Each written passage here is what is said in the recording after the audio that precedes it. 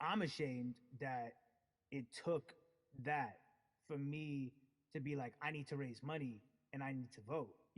It's a shame. And I don't know, I guess it snapped a bunch of people out of it. And even if you were vocal and whatnot, it's time to actually put your money where your mouth is. It's time to go vote. It's time to just stop talking about it and be about it. And it's been time for that, but like I said, I'm ashamed that it took me this long to actually really, really be about it, but I'm here now. So, Russ, we all know that this is going to be your first time voting. Tell me what that Yeah. experience is going to be like for you in terms of what you're excited about. I think you know what it's gonna do for me? It's gonna let me know that I'm contributing to something bigger than myself and I'm actually putting my money where my mouth is and I'm being about it because for so long, and I know I'm not alone with this, but you know standing on the outside and just screaming about this and that and this should change it's like, all right, but did you vote? you know and so I know it's going to feel good to know that I played a small role. And that's the problem. I think the mentality of like my vote doesn't matter needs to be changed to my vote, albeit small, does matter. It's a role I'm playing, and if I play my part and you play your part and he and she plays their part, then we make a difference. But it'll feel. I have a feeling it's gonna it's gonna feel very, very bigger than me. I mean, I think when you realize that giving uh, actually feels better than receiving, that's when you start wanting to do your part and contribute. So, voting is a Hello. is an easy way to give. You know. Yeah. To whom much I is given, much is required. Y You have been given a huge Y platform, and we are Y so grateful for you, Y Russ. Philanthropist, Y artist. Okay. Thank you. I Why appreciate that. what? Y.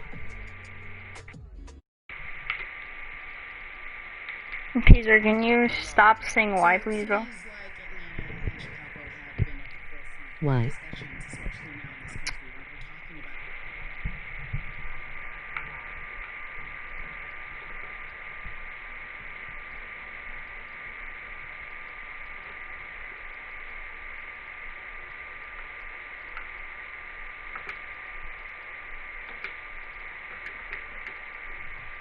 I brought in Atlanta and Chicago because I know you grew up in the metropolitan area of Atlanta, more specifically McDonough. Let's be technical, and and you have been very vocal throughout this entire time in terms of what our country's been experiencing.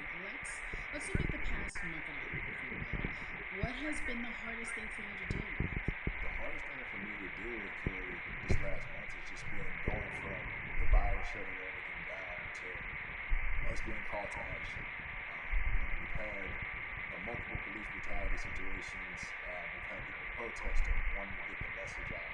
But I really realized that I need to be a part of the positive message. Make sure that doesn't get lost in all the chaos going on. For people to actually hear from a reasonable, respectable person who cares about everyone involved. A reasonable, respectable person who cares about everyone involved, which leads us to More Than a Vote.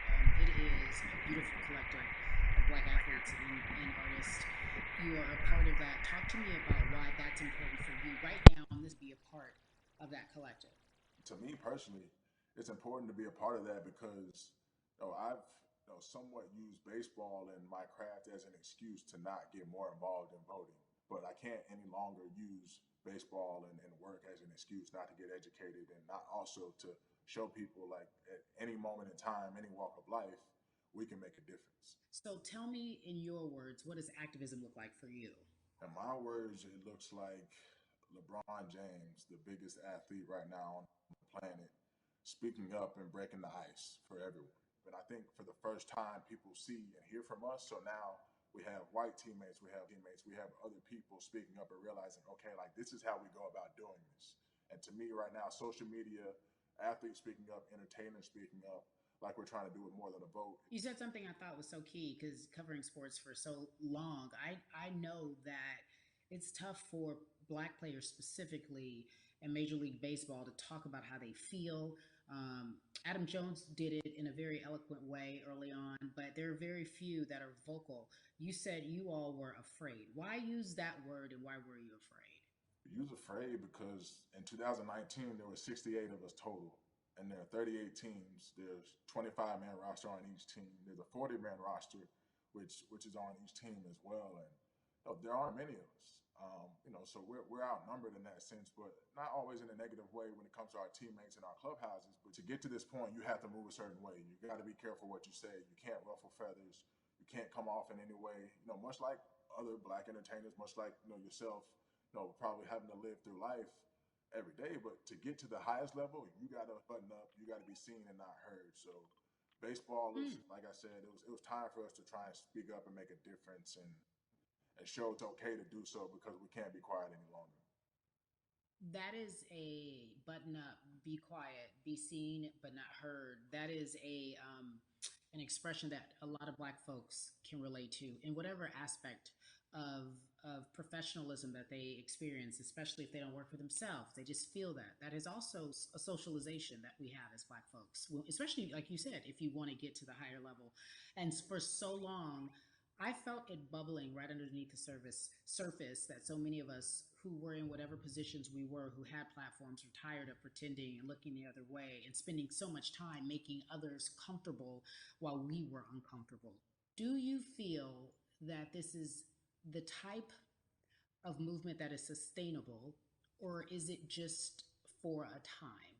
No, it takes everyone joining in on the conversation. And right now, I feel like more than ever, there is little things as possible to distract from bigger issues. And we saw on draft day, we saw our president, Theo Epstein, holding up the sign saying Black Lives Matter and wanting to Yeah, include the rest of yeah. MLB in that. But now we're having those conversations as well. So I definitely think this is sustainable. And it's not always just going to be the popular thing to do. This is something that people want to get right because they know we care. Jason, you said you think it's sustainable, that what you're seeing, especially with your colleagues in baseball, that this can be something where you're feeling more comfortable, feeling more safe to share how you feel about social injustice and police brutality. What are you doing right now in this moment with your platform to help change how we look at voting and how to educate the culture and the community about voting? Well, first, what I'm doing, Carrie, is joining up with More Than a Vote and joining up with other athletes and entertainers to get that message out and use our platform in that sense as a group. And try to create a brand with this to make it something that's not just about the election coming, make sure that it's about people getting educated for years to come and figure out where to vote and how to vote. We've got people in different areas that cover different demographics and influence different areas of people. And as a baseball player, as a Black baseball player, I feel like now, like we talked about, is finding the time to show people that you can use your voice in this profession. You don't have to be afraid. And to me, that can help someone, help a kid growing up. He can see me, he can see other guys that were in the video we posted saying, hey, this is what they're standing for. They're speaking up for these things, and it's okay to want to play baseball. It's not lame. It's not something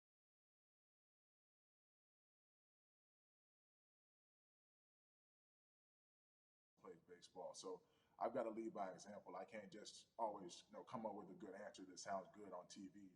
When I get asked a Mm-hmm. question on, what do we need to do to make changes? I'm joining up here to make sure that I take action and get educated myself. For one, so many people, I feel like in Atlanta, they're on the move. Well, when you want to try to make a vote and try and cast your vote, you have to do it by mail. You have to sign up for the absentee ballot. Then you have to get another ballot in return. They have to send it back to you. Well, for me personally, they didn't send that back until it was too late, right? We didn't get it in the Mm-hmm. mail to the address that's an Atlanta address at my parents' house. We didn't get that in the mail until it was too late. And then from other friends and family that are still in Georgia right now, I just hear about them being held in lines too long and trying to get off work. And we know how it is for any family, but let alone a Black family in a city or in the suburbs trying to take care of their family and trying to provide for them. You try to get off work, and then you're like, wait a minute. You start looking at the clock. It's like, oh, this is not going to happen today, right? And so I saw, Mayor Keisha Bottoms, reach out via social media to people and say, hey, I'm going to address these issues right now. I need y'all to stay in line to cast your votes. Keep hanging in there. So to me in Georgia, that's what that looks like. Well, it's interesting that you even bring that up because there have been all these images, specifically from Georgia, because that's such a battleground, where you see people, especially when it came to the primaries, doing whatever it takes. And this is real life voter suppression that you're talking about. It's been happening for decades. It's not fake. What you're saying, these examples of sending you your ballot too late after the fact, or shutting down the polls at 6 o'clock while people still are in line, that's a real life issue. There needs to be some type of change, and I think that what we're doing right now is fair. But the idea of voter suppression, do you think that that is well known, especially with folks, within the generation, your generation? I think it's known in our communities, right? I don't think it's spoke on enough. I don't think there's been enough light drawn to it. Bring it to light.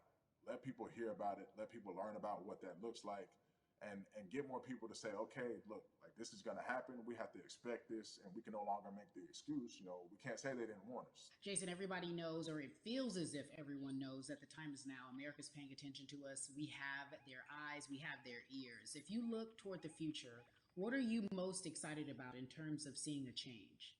I'm excited about how fast the word is traveling. The word is being spread right now. The biggest athletes, the biggest icons, biggest entertainers are doing their part. But I'm also seeing people out there on the streets doing their part. When so many things got lost, could have very easily got in the commotion when it came to protests, and you saw rioting, you saw looting. People still stood their ground, and people still went out there and said, "Look, we're doing this for the right reasons. We're going to come together. We're going to use drones. We're going to use social medias." I feel like this is a new wave of getting things done the right way and just spreading the message. You're right about that. And you're right. People are spreading the word unapologetically. We out here. We doubling down. Thank you so much. I appreciate you. Right.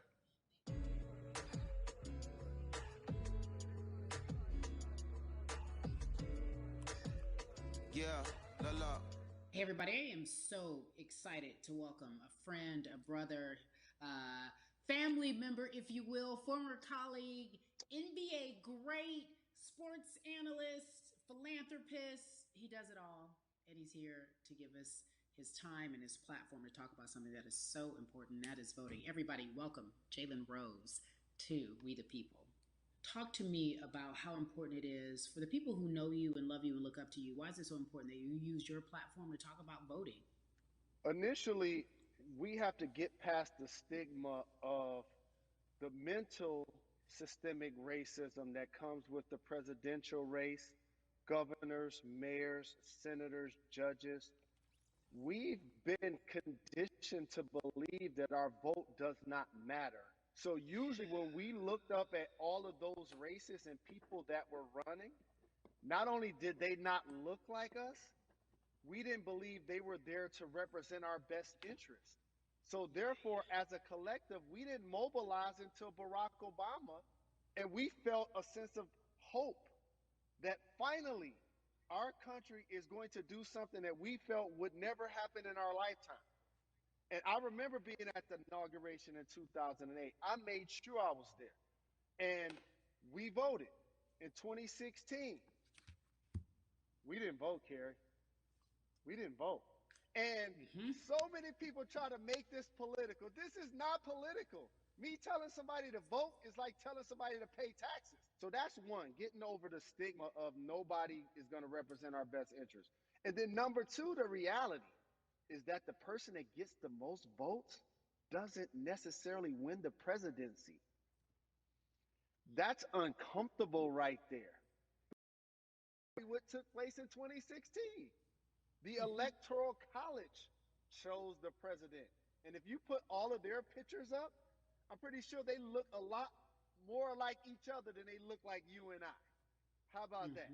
And then the third thing, especially in urban environments, oh man, they create barriers for us, Carrie. It's like you got to jump over the fence, you got to run past the dog, you got to jump on the hood of the car. The lines is 5 hours long. You get up to the polling, they don't work. Elderly people working in the city, while they got the young people who understand technology working in the suburbs. Like, these are all systematic things that try to discourage us from voting. And then finally, we don't have a day off to vote. We need to work. So we don't get a day off. It's going to be a full day. And I got got to work to pay my bills. So you know what I'm going to do? I'm going to mail in vote. And you know what you want people to realize, that that counts too. So your vote will be counted if you're able to mail it in. So those are a few things that I hope that we can do and mobilize. And shout to LeBron and his team. Shout to you and everybody involved. We will make a difference. Well, let's talk about more than a vote. There is a Black collective of athletes, of artists coming together and saying voter suppression is a real deal, especially in the Black community. When you just talked about, I got to work, so I can't go vote. And then when we do get in the booth, just in case we don't have to work, do we know who we're voting for? Not only do we have to vote, we got to be